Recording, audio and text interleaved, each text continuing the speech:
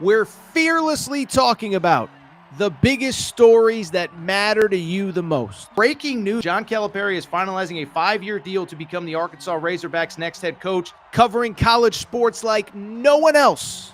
The biggest guests in sports. We now welcome in Hall of Famer Jim Calhoun. Such a pride I had, I came to connect. The legend, Tim Tebow, joins us. We'll run it back. I like it. The legend, Herschel Walker.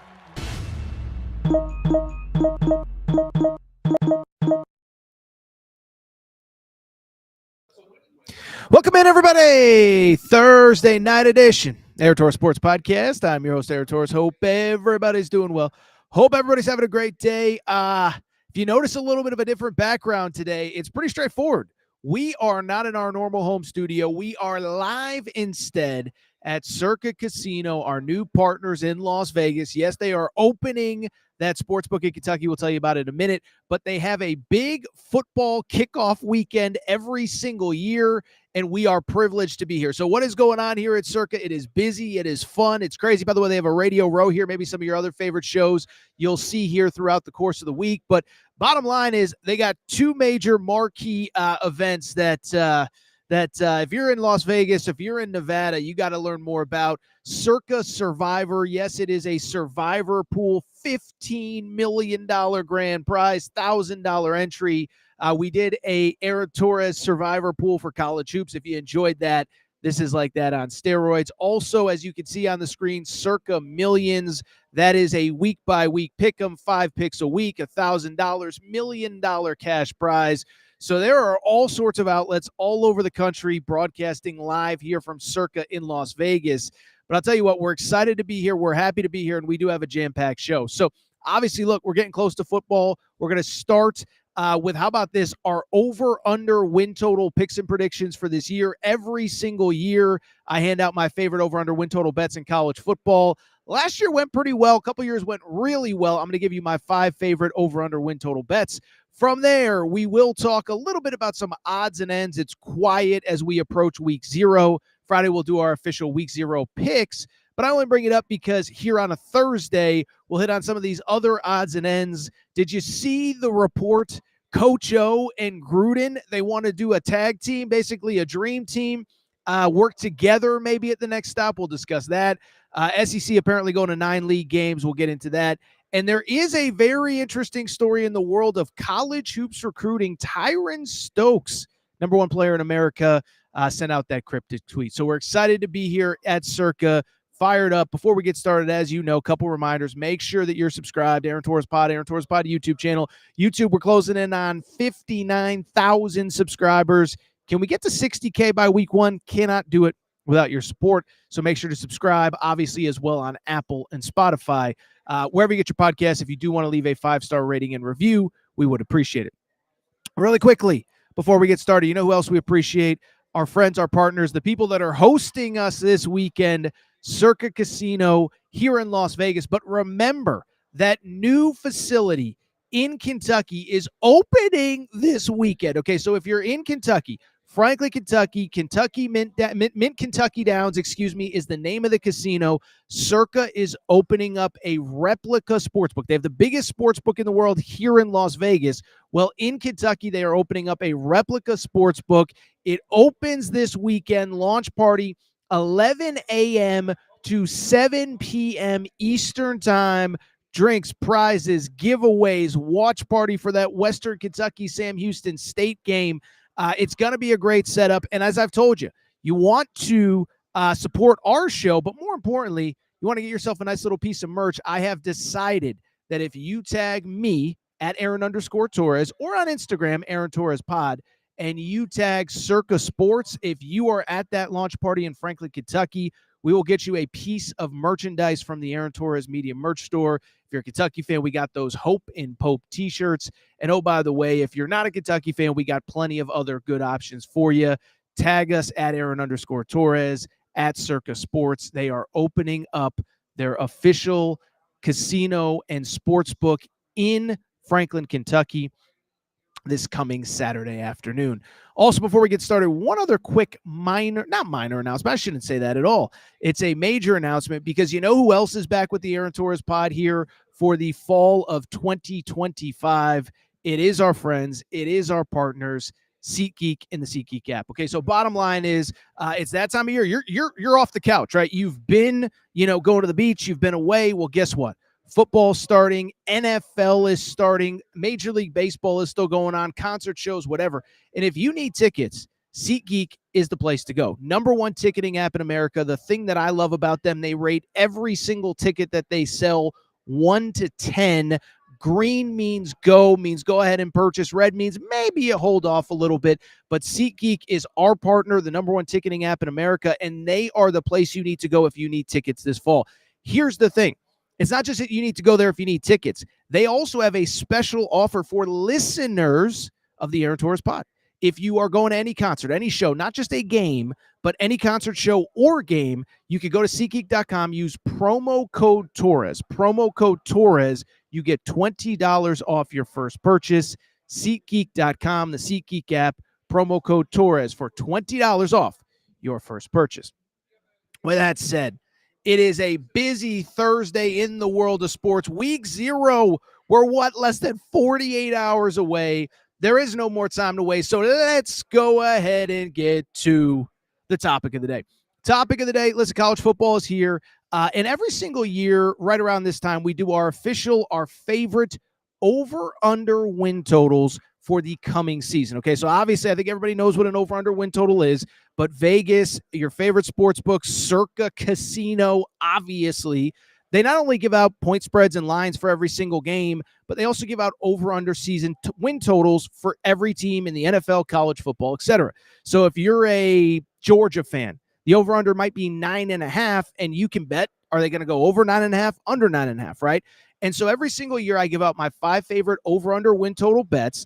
Last year they went 3-2, which won you some money. A couple years ago we went 5-0, and I got 5 over-under bets that I love.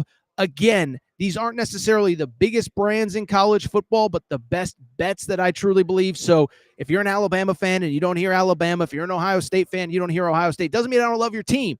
Just means that from an over-under perspective, I don't know if it makes a ton of sense to bet your team. So let's go ahead and get into it. Let's talk about my favorite over-under win total bets of the college football season. Number 1, first on the list, a little bit trendy, but I still think it's the right play. The Oklahoma Sooners in the Circa Sportsbook, their over-under win total, 7.5 wins. Listen, Oklahoma, as I said, super trendy college football playoff team. I don't know that I'm there with the college football playoff just yet, but you know where I am at? I am at that I think this is going to be a team that is much improved off that disappointing 6-7 season. And transparently, it's for a lot of the reasons that you've heard all of your favorite college football, broadcasters, analysts, whatever say. Bottom line is, look, they went 6-7 last year. It was a disaster, okay? But at the same time, the offense, it was one of those, everything that could have gone wrong for that offense did. Bottom line, you go back to last year, Jackson Arnold, first-year starter, 5 new starters on the O-line, new OC who gets fired in the middle of the season, and quite literally every single wide receiver of substance of note on that team basically got hurt at some time throughout the year. Many of them missed virtually all of the season, if not the entire season, okay? And why that's important is this. Oklahoma still won 6 games, and they still had a top 20 defense. So for all the criticism of Brent Venables, the defensive side of the ball is his area of expertise. They were still good on defense, and they just need to be a little bit better on offense. And I think they will be for the reasons that you know, right? Bottom line, we all know the story about the Oklahoma offense. Our buddy John Mateer, we learned about his Venmo from a few days ago. Well, he comes in from Washington State with the offensive coordinator, Ben Arbuckle. And I know what people say, it's Washington State. Who cares? This is the SEC. I get that. At the same time, top 10 scoring defense in America last year. And again, they don't need to be great. They just need to be good enough, which is exactly what I think they will be. So Oklahoma should be better on offense. The defense will remain elite. And here's the thing. I know that the schedule is tough, one of the toughest schedules in college football, and people will look at the back half of the schedule, which currently features, how about this, of their last 6 games, 5 teams currently ranked in the top 25. I get that the schedule is tough. The counter to that is this. first 5 games, 4 of them are at home. The only road game is this weird game at Temple. I've mentioned it, but my buddy Chris Plank does sideline stuff for Oklahoma. I said, why are you playing at Temple? Okay. And he explained the whole situation. I don't care. You shouldn't be playing at Temple. But the bottom line is, look, first 5 games, 4 of them are at home. Michigan is probably the biggest one. But remember, they're probably going to be starting a true freshman at quarterback. And, I don't want to say you don't have to worry about it, but, if you show up ready to play with an elite defense and with that crowd, I think that becomes a win. And then again, your first 2 SEC games, your first SEC game, Auburn, and then you get Kent State before SEC play really ramps up. Listen, I think there's a legitimate chance they start 5-0. I know the number's 7.5. You got to get 8. But I just feel like they were on the wrong side of so many close games last year. I think they get on the right side of them. Oklahoma, the first over-under win total that I like. Number 2, this is one, even producer Matt said to me before the show, I cannot believe this is the real number. The Colorado Buffaloes over-under win total is 5.5. I am smashing that over. It might be my favorite bet of the preseason. By the way, I will bet all of these before I leave this weekend from Circa Sportsbook. So my money's invested just like your guys' is, okay? But at the same time, here's the deal with Colorado, okay? So listen, put aside last year. Can we put aside this notion that Coach Prime, that it's some clown show, some circus? They won 9 games last year. They produced the Heisman Trophy winner. They've gone from 1 win to 9 a season ago. And 2 seasons ago. Oh, by the way, all you guys tell me that Shedeur stinks and he's overrated. Doesn't that make last year even more impressive? Okay, so last year they win 9 games. Now listen, do I think they're going to hit 9? Probably not, but there's a couple things to consider. One, especially since all of you tell me Shedeur sucks, which is wrong, but that's another conversation for another day. You tell me Shedeur stinks. Well, here's the thing. Whether you like him or not, the quarterback situation is pretty good. We don't have a starter as of right now. Caden Salter was one of the most high-profile transfers in the portal. And if he doesn't get the starting job, it's because 5-star Julian Lewis beat him out. So you're set at quarterback. Is it going to be Shedeur? Probably not quite as good, but here's the thing. The run game should be better. Coach Prime, during his preseason media availability, said, we believe we will run the ball better than we have the entire time that I've been here. Remember, Jordan Seaton is the former best offensive tackle in high school football. He's back at left tackle after a freshman All-American season. Colorado probably has the deepest wide receiver group in the Big 12. Sincere Brown, a transfer from Campbell that chose Colorado over Michigan and Penn State, among others. And then on the defensive side, this is the part that everybody forgets. Everybody just thinks, it was the Shedeur Travis Hunter show last year. Do you know that Colorado led the Big 12 in sacks and TFLs, okay? Go back and watch the highlights of the Utah game late in the season if you don't believe me. Utah is one of the most physical teams in college football year in and year out, and they absolutely bullied the you-know-what out of Utah. Well, guess what? Most of those guys are back. Arden Walker's back. Sam Okunlolo's back. Keaton Wade is back. I mean, the front 7 is back. The linebacker crew should be improved. And then the secondary, again, has NFL dudes on that roster. DJ McKinley is a guy specifically that Coach Prime has said he believes will play in the NFL. So, I listen, the Big 12 is tough. There's not a lot of gap between Team 1 and Team 12-13. But this notion, again, that Colorado is some S show, I just don't buy it. I think they go well over the 5.5. Give me a minimum of 6 wins. I think it's going to be much, much more. I really like Colorado. By the way, we do have our Torres on CU page for all of you Colorado fans. Torres on CU. Let's keep it going. Over-under win total picks. I've given you Oklahoma over 7.5. I've given you Colorado over 5.5. The Ole Miss Rebels coming in at 8.5 in the Circa Sportsbook. I'm going under, okay? So we've talked a little bit about Ole Miss over the last couple days, of course, because we just got late breaking news we'll get to after this segment. We talked about Ole Miss because of Lane Kiffin's Twitter activity, okay? Remember, he was bullying Hugh Freeze, and people were getting all worked up. I kind of defended Hugh Freeze, whatever. But here's the thing with Lane Kiffin. I think the guy's kind of got to worry about his own team because it's easy to forget this now. But remember, this was a team that was built for last year, and they went 9-3. It was a great season, 10 wins overall. I get all that.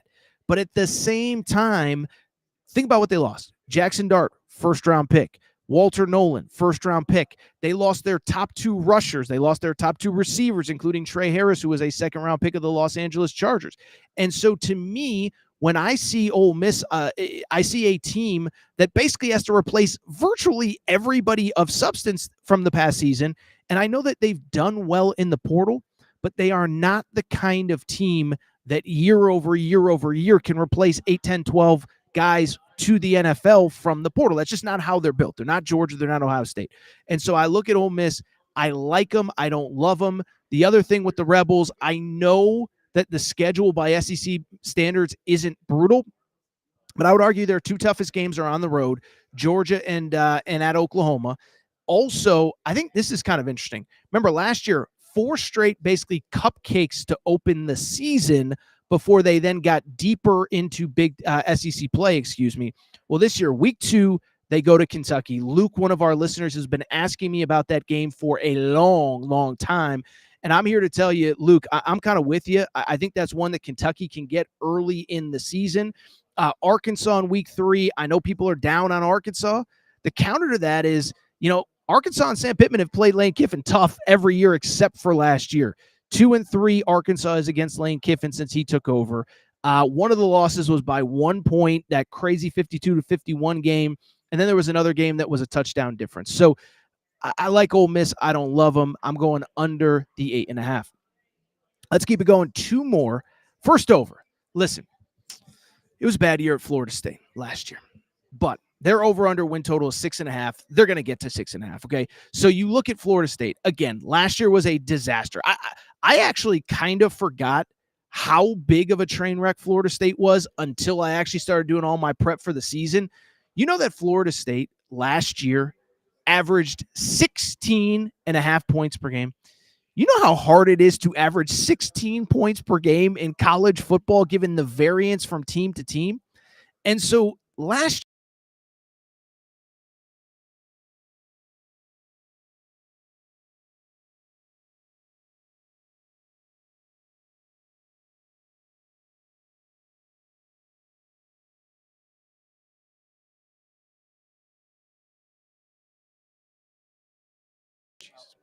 What I am saying is, though, is that with Florida State, is that yes, it was bad last year. It quite literally can't get worse. And on top of not only DJU being terrible, basically everybody of substance got hurt on that team. 2 best running backs got hurt, bunch of different players on defense, whatever. Well, fast forward to this year. Thomas Castellanos, I call him Thomas the Mouth Castellanos because goodness gracious, does this guy like to talk? Well, guess what? He's coming in. But here's the thing. I think it's underrated, the talent around him. And I think this offense is going to take a step in the right direction. Remember, Gus Malzahn, now the offensive coordinator at Florida State. Castellanos is in at quarterback. Gavin Sawchuk transfers in from Oklahoma, was really good 2 years ago. Squirrel White at wide receiver. And the other thing with Florida State, schedule certainly isn't easy. Open with Bama. Then they play later in the year at Clemson and Miami at home. But they also play some pretty manageable bad teams throughout the season. Virginia, projected to be one of the worst teams in the ACC.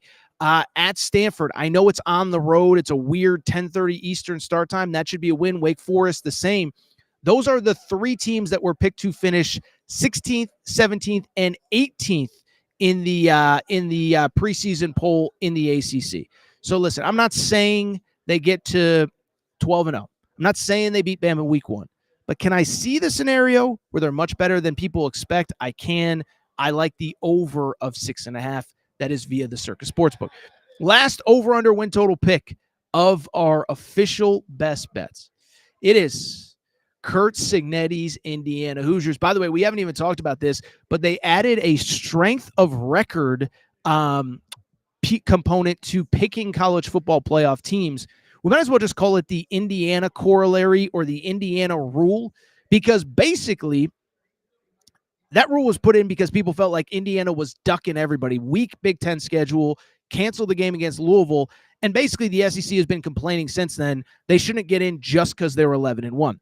Well, Well, I bring it up because if you did not like Curt Cignetti last year, if you're waiting for the fall, if you're waiting for the drop-off, if you're waiting for him to embarrass himself, it ain't happening, okay? First of all, Cignetti's a really good coach. The other thing, I don't know how many people remember this. Do you realize how good that team was last year? They were top 10 in the country in total offense, or scoring offense, top 10 in the country in scoring defense. They also were number 3 in the country in fewest turnovers and top 20 in turnovers forced, okay? So I'm not saying you hit those numbers again this year, but if you're a top 10 offense, a top 10 defense, you are top 5 in the country in fewest turnovers and top 20 in turnovers forced. That's a pretty good, combination of different things working in your favor. You look beyond that with Indiana. One, do people remember who their quarterback is? Do you know the name Fernando Mendoza? So Fernando Mendoza was the number 1 quarterback in the transfer portal, the guy that everybody wanted from Cal. Couple of top wide receivers, Omar Cooper and Elijah Surratt, are both back. And then here's the part that I think a lot of people are kind of forgetting about Indiana. Dudes all over that defense made up stat. They have returning All-American on every level of the defense for Indiana. And so the schedule is definitely tougher this year, most notably at Oregon, at Penn State. But other than that, they get Illinois at home. They get Michigan State at home. They really miss a lot of that middle tier of the Big Ten. There is no Michigan. There is no Ohio State, certainly. There is no, on top of that, USC. So a lot of those, again, top to middle teams you miss. You do have at Penn State, at Oregon. I don't think they're going 11-1. I don't think they're going 12-0. But are they going to go 10-2 and be in the mix for a playoff spot again? I believe they will be. So those are your 4 over-under win total picks for the world of college football, live from Circa Sportsbook and Casino. I think I just said 4 over-under win totals. It's 4 overs and 1 under, 5 total. Oklahoma over 7.5. We also have Colorado over 7.5. We have Ole Miss under 8.5. We have, what are my other ones? Florida State over 6.5. Indiana over 8.5. All right, so what we're going to do, we're going to take a quick break. We're going to come back. When we do, a little bit of a quieter couple days, but a couple odds and ends from the world of sports. Did you see this Gruden Coach O dream team that we're working with here? That is a story that is making the rounds on the internet. Apparently, the SEC just officially confirmed they're going to 9 games. We'll do some quick reaction to that. And then we'll wrap. Little hoops. Don't do a ton of hoops this time of year, but Tyran Stokes, very, very, very interesting tweet that he put out the other day. Quick break. Be right back. All right, we're going to get back to the show in a minute. But before we do, I have so many people that reach out and say, Torres, you give me hours and hours and hours of free content every day, every month, every year. What can I do to help support the show? Well, you want to support the show and look good in the process. Make sure to check out and support the Aaron Torres Media merch store at aarontorresonline.com/merchandise. Some of you wondering, what can I get in that merch store, Torres? Well, Kentucky fans, we got our Mark Pope Hope and Pope t-shirts. That is right. Mark Pope, monster first year. Year 2 is going to be even better. Get your Hope and Pope t-shirt at aarontorresonline.com/merchandise. Arkansas fans, the Big Pig Invasion is coming. It is here. John Calipari has things rocking. Get your Big Pig Invasion tees. Again, aarontorresonline.com/merchandise. St. John's fans, we have our Big Rick Energy t-shirts. And if you're just a college basketball fan in general, guess what? Your March is for Day Drinking shirt. That is the shirt that you need year-round, but especially for the next NCAA tournament. You can order yours now. By the way, football fans, we got you covered too. Auburn fans, we already know the freeze warning has hit the plains. Make sure to get your freeze warning t-shirts. Also, Nebraska fans, new era, new rules, the t-shirt that you need before the start of this coming season. And oh, by the way, if you're a Colorado fan, if you're just a Coach Prime fan, we have our Dion shirts and hats, more of them than we know what to do with. So to check out the full line of Aaron Torres Media merch and also support the show, good news is we're going to have even more for the fall. Check out the Aaron Torres Media merch store at aarontorresonline.com/merchandise. And for more information, you can always reach out at Aaron Torres Podcast Questions at gmail.com. All right, everybody. I'm back. Good to be back. Good to be back. So, not often we have late breaking news during our show. We're going to get to that in just a moment. Before we do, though, you know what else we got to do? We got to thank our friends. We got to thank our partners. We got to thank Collie Puffs and ColliePuffs.com. Okay, you know the story of Collie Puffs, but it's that time of year. You've been at the beach. Now you're getting ready to sit on the couch and watch a bunch of football, okay? So you need a snack, which is both healthy but delicious, something you'll love, something your kids will love. You need Collie Puffs. Family-owned company not far from where I live. Joey, a huge football fan. And like I just said, he was sitting on the couch one day saying, you know what? I need to create a snack that is both healthy but delicious, something I'm going to love, something my kids are going to love. He came up with Collie Puffs. Baked, not fried, avocado oil, no grease, healthy ingredients. But the best part is they taste delicious. At this point, you don't got to take my word for it. This is what you need to do. Go to ColliePuffs.com. That's CAULIPUFFS.com, ColliePuffs.com. Once there, you can get 15%.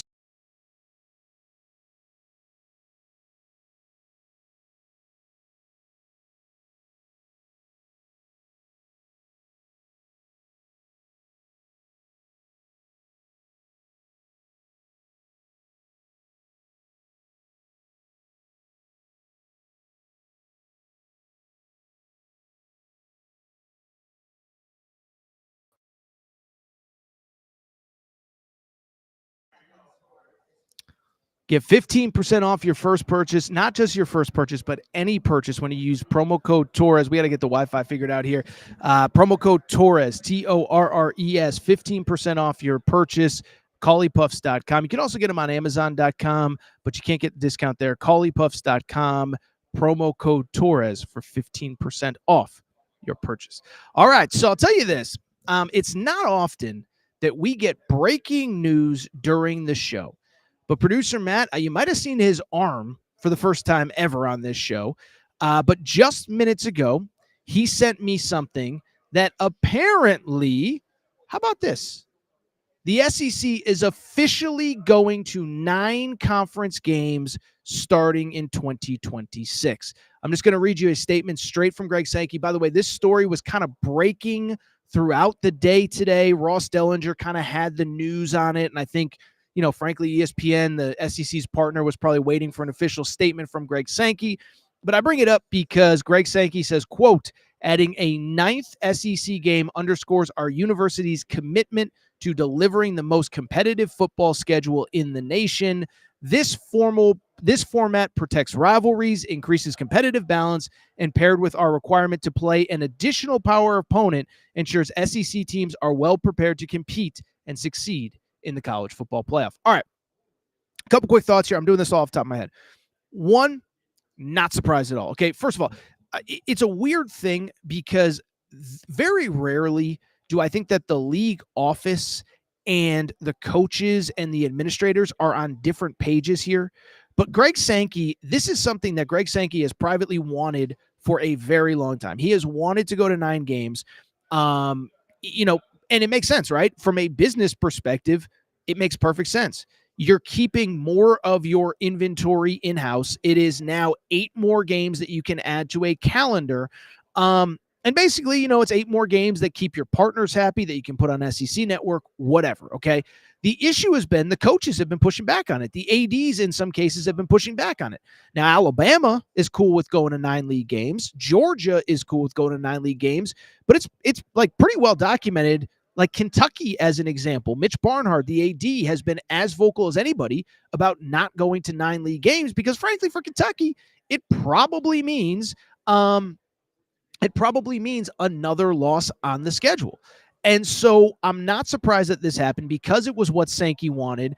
And I think there's a few other variables that go into this besides it just being good business sense, even if it isn't great for every individual school. I think the first variable that jumps to mind as far as I'm concerned is the fact that, one, obviously the SEC, I think for years has kind of gotten bullied. Like, listen, I'm not Mr. SEC Homer, but I can also acknowledge 1 through 16, first to last, it's the best conference in college football. There's no doubt. Unrelated, been watching that SEC documentary, finally got caught up. I think I'm about 4 episodes in now. So I'm finally getting caught up on that documentary.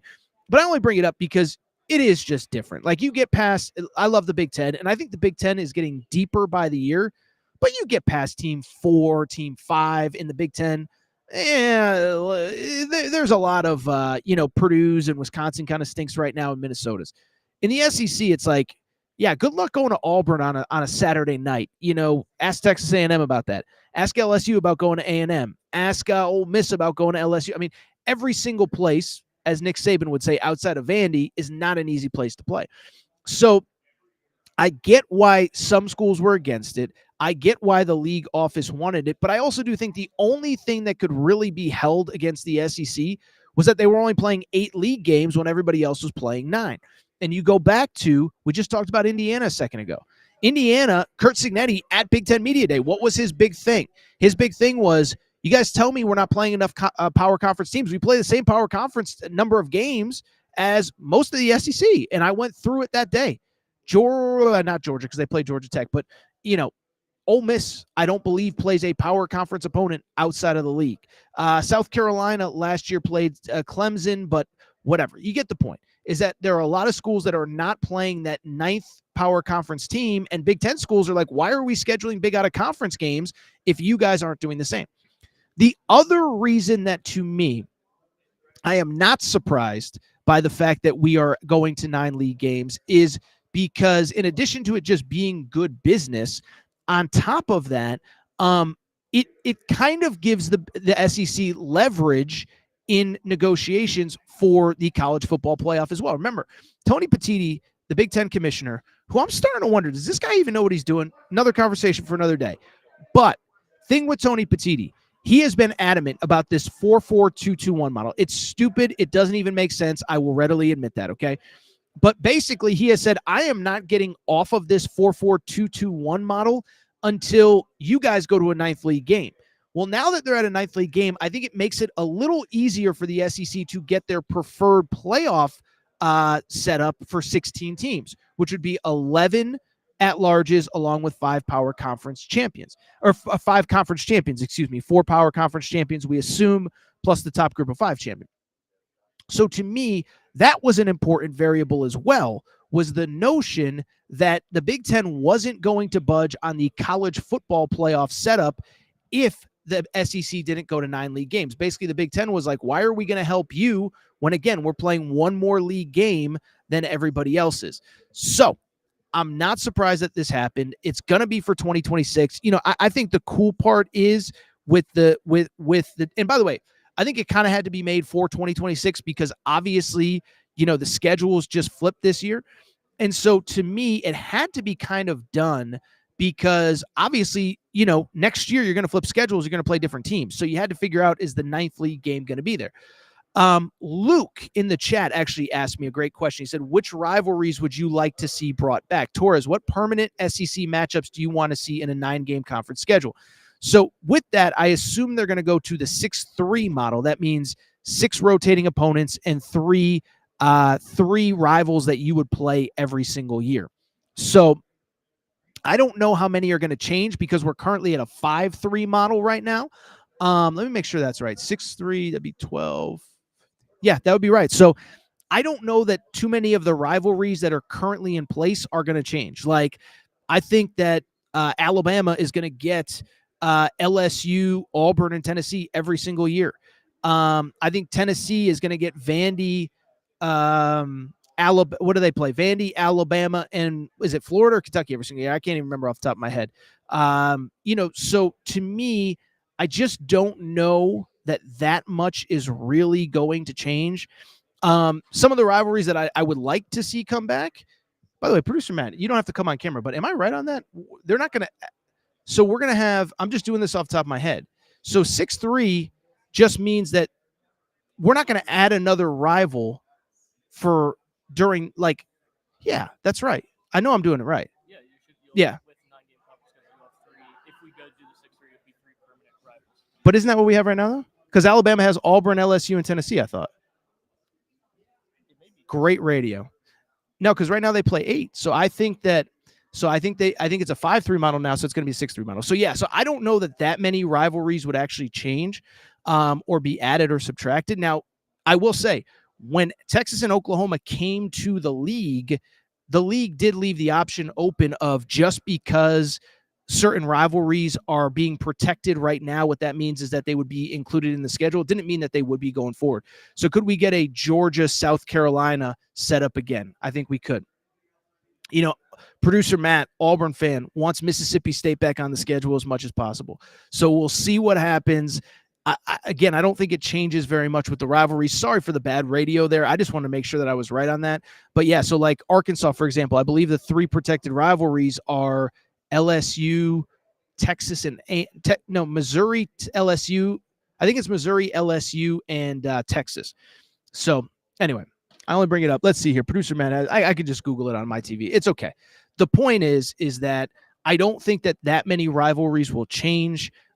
Listen, as long as we keep the main ones every year, that's what I care about. Care about Texas, Texas A&M, care about Alabama, Auburn, care about Tennessee, Alabama, Georgia, Auburn, whatever. So that is my hot take on the SEC schedule, which broke during our show here.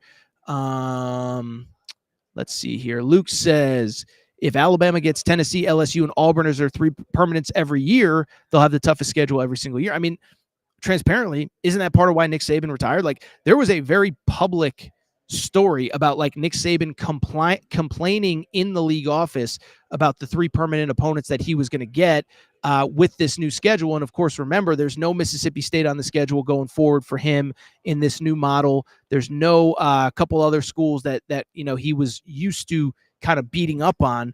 That was no longer the case. So yeah, I don't think anything changes. That has been their 3 permanent rivalries, and I don't think that changes. Let's see here. This is a great one from Luke. Says, I wish Auburn could play Florida and LSU every year, but they're going to get Georgia, Bama, and Vandy most likely. No, I don't know about Vandy, but listen, Florida, Auburn. Producer Matt is 5 feet from here, and he's pumping his fist. He wants more Diego Pavia, apparently. No, Auburn, the Auburn, Florida thing is a big deal, and I hope we are able to get that back.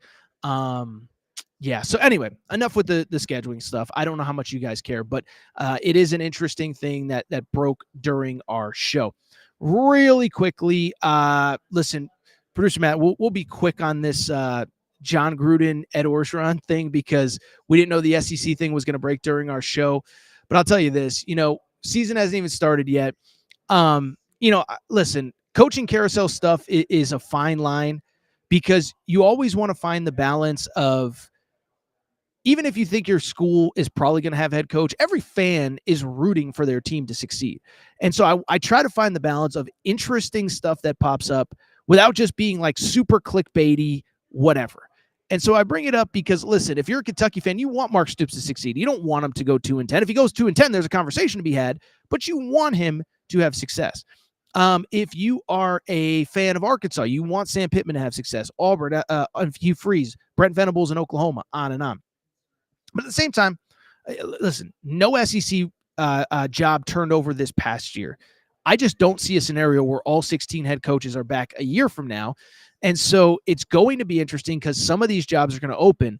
And there are 2 very intriguing candidates that seemingly everybody, I don't know if everybody wants them, but they certainly know how to make headlines. And that's Jon Gruden and Coach O. So Jon Gruden, we talked about on the show, I think it was 2 weeks ago. He had that very viral clip at Georgia where he was talking to the Georgia football team, doing a media preseason speech to them. And he said, man, I would love to walk from between the hedges. I would love to walk between those hedges and take on the Georgia Bulldogs. That would be, as soon as I took the job, that'd be my number 1 priority. Come in here and beat your butt, blah, blah, blah. And it was to motivate him. It was to whatever. But in that quote, he said, I would, quote, die to coach in the SEC. And so I only bring it up because ever since then, Jon Gruden, now everybody is intrigued. Where could he go? What makes sense? Whatever. And I said from the beginning, I said the Arkansas Razorbacks have to make that call. Well, why it's interesting, why it's noteworthy is because Coach O was on Part of My Take on Sunday night. We talked about it on the last episode. And on the last episode, we talked about how Coach O said that he is itching to get back into coaching. And so I bring it up because Coach O was on Part of My Take, And this clip went a little viral on Tuesday, or was Wednesday afternoon. It was the day I was traveling here to Vegas. It was the night before I was getting ready to travel. Coach O was talking to PFT commenter about coaching opportunities. PFT commenter, of course, from Barstool Sports, from Pardon My Take, and PFT commenter said, "Why don't you and Coach Gruden be a dream team? Combine." Here is what PFT commenter had to say. Came into the office, which is awesome to talk to him. I think he wants to get back into coaching. I asked him if he knew Jon Gruden. He's like, I kind of know him. I can't say that we're close, but I'm a big fan of his. I was like, I think Coach Gruden might be trying to get back into coaching too. He's an offensive guy. You're a defensive guy. You guys should link up. And he was like, tell him I'm willing to talk to him. We're putting together staff. You know, a school that I think could have a job opening this offseason that I think the two of them would thrive. Let me think. The Arkansas Razorbacks. The University of Arkansas, yeah. Mm-hmm. I could see it. Yeah. I could see it. Listen, don't talk about another man's job. Sure. They have a coach. People have been talking about Sam Pittman's job for a long time, though. They have, but we're not going to. Right. But if he was fired, that would be a great spot for them to go. Or retired or whatever. Yeah. On his own terms. Left mutually. Yeah. Mutually agreed to part ways after a disappointing season. That would be a nice place. So there you have it.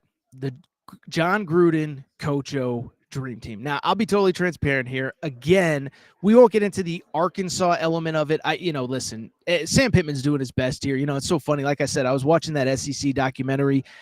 Sam Pittman's such a likable guy, and he is a guy that I think everybody is rooting for, but I also think we have to be transparent. He's making a lot of money. The program is trending in the wrong direction, and there is a lot of pressure on him coming in to this 2025 season. So we're not rooting for Sam Pittman to lose his job. I'm not even linking the two of them to Arkansas together.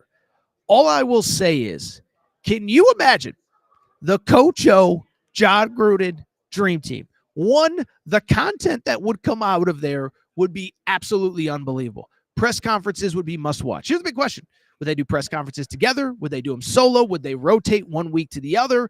But all I know is the press conferences would be amazing.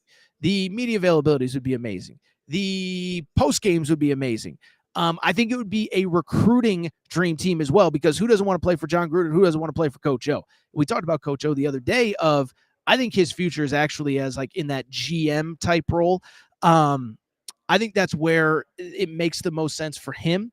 But I could just imagine how amazing it would be. Now, I don't really think this is going to work out, and it's for all of the reasons that you probably think. One of them's got to be a head coach. One of them's got to be a coordinator. I don't know who's taking a back seat as a coordinator and not as the head coach. Two, Coach O, it's worth noting, has never been a coordinator. Like, I think that's an important note. We talked about it the other day. Never called plays. And so I think that's why probably, frankly, the thirst for Coach O as a head coach post LSU hasn't really necessarily been what I think anybody would expect for a national championship winning head coach. Like, nobody's really gone after him because you kind of saw with Coach O, great personality, great guy, can rally the troops, kind of needs the perfect setup from an assistant coaching staff to really thrive as a head coach. So I don't think it's going to happen from that perspective.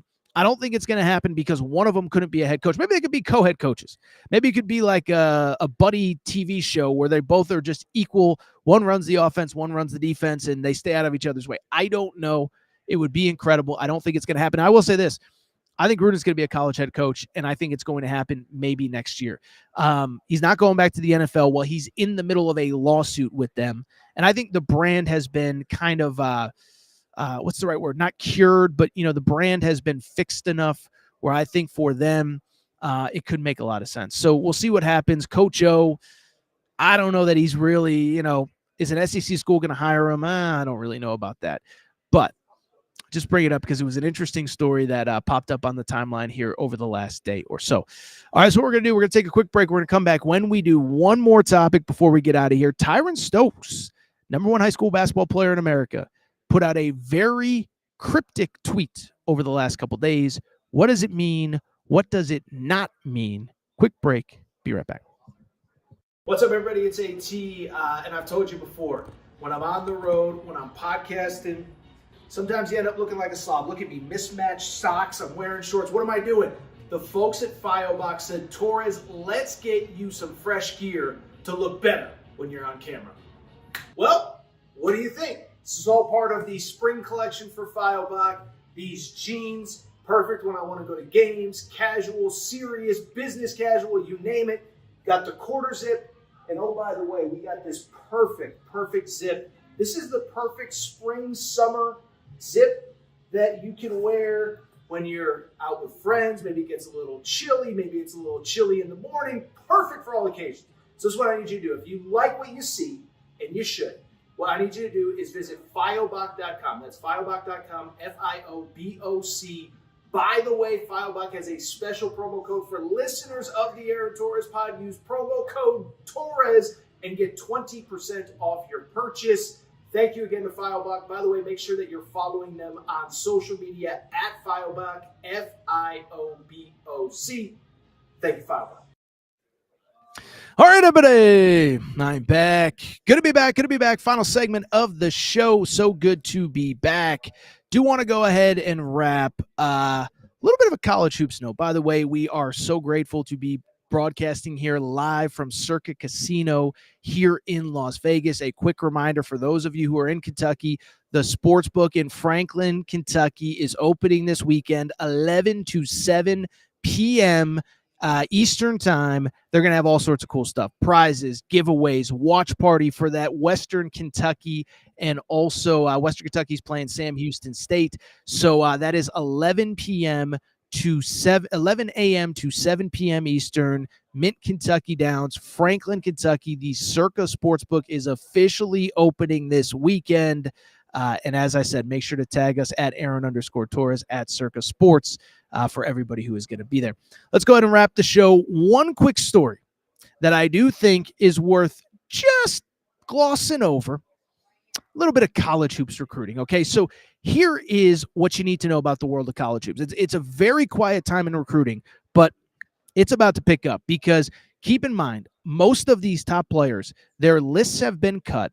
And they're going to start visits basically once school starts. And all of you, you're either a fan of college football, you're a college student, whatever, students are returning to campus. Games next week. What that means from a basketball perspective is that all of these high school players are going to start taking visits and going to start to commit. And so why I bring it up, why it matters today is because as long as he is uncommitted, the number one story in high school basketball recruiting is going to be Tyran Stokes. Number one high school player in America. We've told you the story plenty, but he is, of course, from the state of Kentucky, from the city of Louisville. He now plays at Sherman Oaks High School in Los Angeles, not far from where I live. He plays at Notre Dame High School, in Sherman Oaks, not far from where I live. And, he's the number one prospect in America. He is the guy that everybody wants.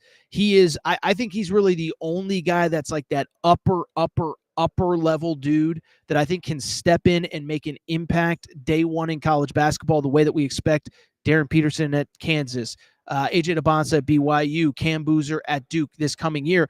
The only guy next year who I think is in that class is Tyran Stokes.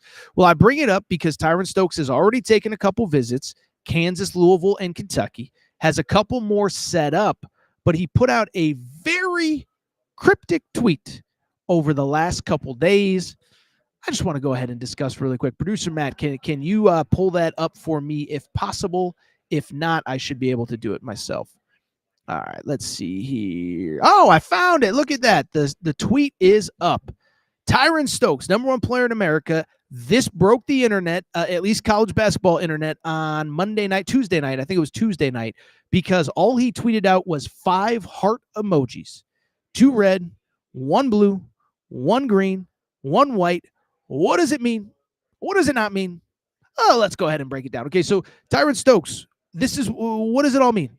Well, we're all trying to figure it out, right? So I think it all means is that we're probably getting a top 5 list pretty soon, right? So I mentioned, like I said, has already visited Kansas, Louisville, Kentucky, and is expected to visit Gonzaga, maybe USC, and certainly Arkansas and Oregon as well. So 3 visits down, probably 3 to 4 visits to go, but maybe it's not quite as many visits because he's only got 5 hearts on that screen, which probably means he's cutting that list down to 5. Now, the interesting part becomes breaking down what each heart means, what it doesn't mean. By the way, I saw in the comments, everybody's asking Grok, like who's in, who's out, what does it mean, whatever. Here is what I perceive the hearts to mean. The first red one, or the second red one, but probably the first red one, I would say is for the hometown Louisville Cardinals. They got to visit. I don't think there's any scenario there is a top 5 without Louisville. The blue, I would say it's for the home state Kentucky Wildcats. Again, I don't see a scenario that Kentucky, which many believe was the leader coming out of Peach Jam, is not in the top 5.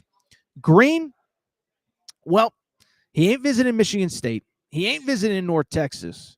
So it sounds like Oregon might get a final shot at him in his top 5, or at least a visit coming up. The second red, this is where the controversy comes in. Is it Arkansas? Is it Kansas? My guess is that it's Arkansas. And then the gray, is it Gonzaga? I think it's probably the Zags. And so what's interesting to me about this top 5 is a couple things. One, what stands out. You know what this list means? It means that one of the 3 schools that wears red, whether that is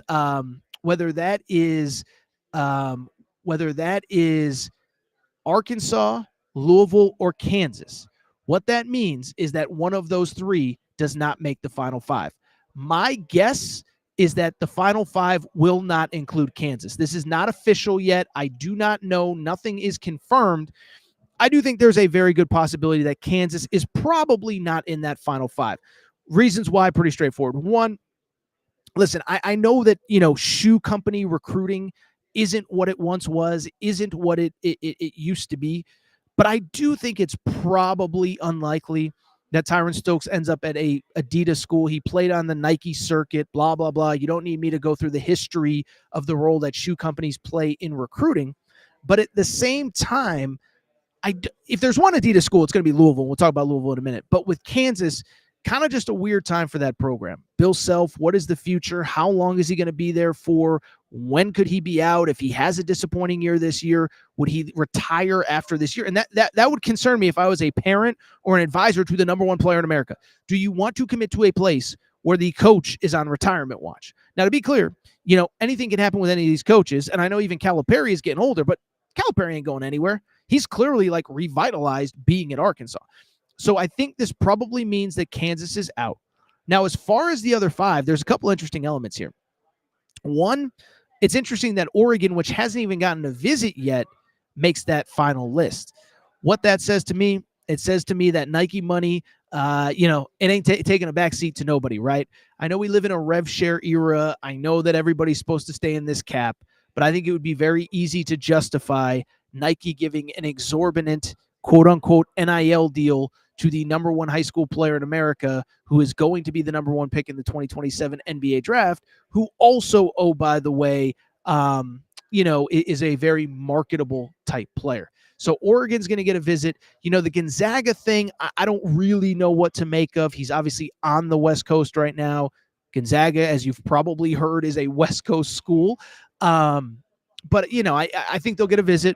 Does that mean that he's committing there? I would find that one hard to believe. By the way, it's worth noting, I don't think Mark Few is going anywhere, but he's kind of been on retirement watch as well. So you have those 2. I think the 3 that are most intriguing to me are Louisville, Kentucky, and Arkansas. With Louisville, listen, hometown school, we know what Louisville has to offer. And I'm a big Pat Kelsey guy. I believe in Pat Kelsey. I think he is going to be phenomenal for a very long time at Louisville, has proven he can recruit and evaluate at the highest level. Mikal Brown Jr., nobody thought Mikal Brown Jr. is going to be what he actually is. I mean, Mikal Brown Jr. might be a first-team All-American. He is going to be that good this year.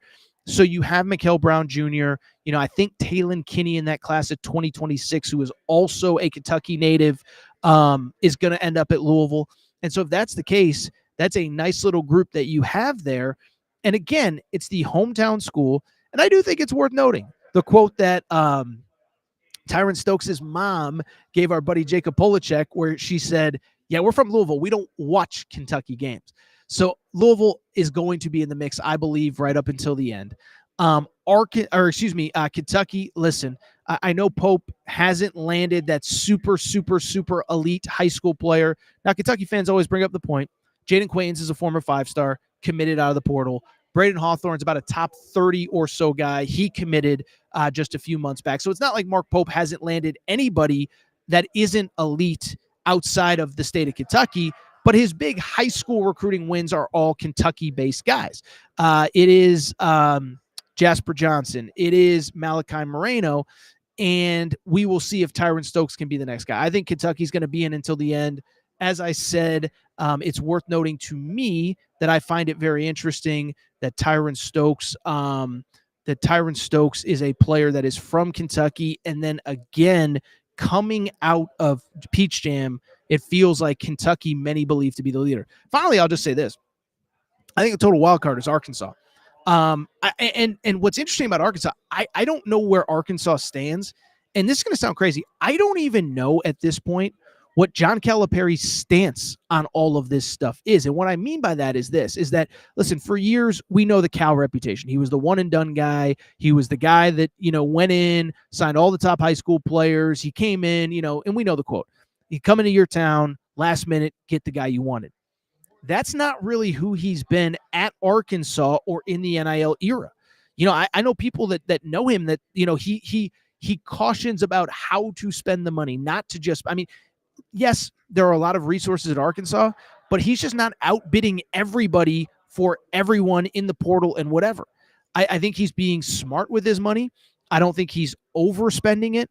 And I do think that if it becomes a bidding war type situation, I don't even know if John Calipari wants to get in those bidding wars anymore. Should note with Kentucky, by the way, I think we all kind of understand that it's very likely that they are going to have the most NIL money through rev share of anyone available.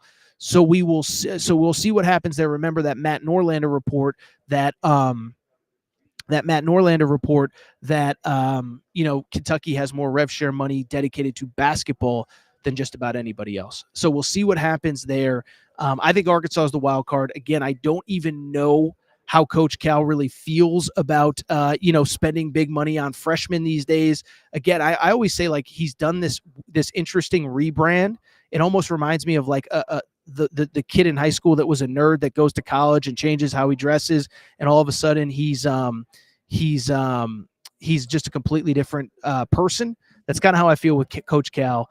And All right, I'll tell you what, we got to go ahead and get out of here. We are live again from Circa Casino and Sportsbook. Again, for those of you in the state of Kentucky, the Sportsbook at Mint Kentucky Downs is opening this weekend, 11 a.m. to 7 p.m. They have an event. Go check it out. Tag Aaron_Torres. Tag Circa Sports. Let the world know that you're there and that Torres sent you. 11 to 7. Giveaways, prizes, watch party, all of that. But we appreciate Circa Sportsbook for having us. Tell you what, though, it is time for us to go. Thank you for your support, and thank you to Circa for hosting us. We'll be back. We'll do the rare Friday afternoon show, so make sure you're plugged into the Aaron Torres pod, but we're going to go ahead and get out of here. Shout out to Tor and Craig. Shout out to Rachel, who hates my voice. Shout out to JJ Reddick, you F-head. Unblock me, bro. We'll be back.